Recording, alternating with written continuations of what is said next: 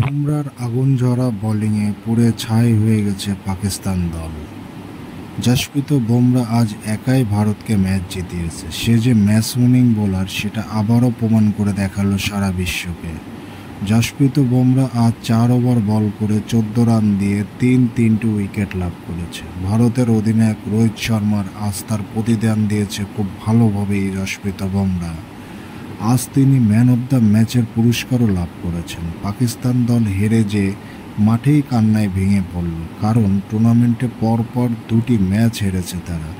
এক হিসেবে বলা যায় টুর্নামেন্ট থেকে বিদায়েরও ঘণ্টা বেজে গেছে পাকিস্তানের। আজ ভারত টস হেরে প্রথমে ব্যাট করতে নেমে 19 ওভারে 119 রান সংগ্রহ করে সবকটি উইকেট হারিয়ে এই ছোট্ট লক্ষ্য তাড়া করতে নেমে পাকিস্তান দল 20 ওভারে 113 রান করে 7 উইকেট হারিয়ে ভারত 6 রানে জয় পেয়েছে।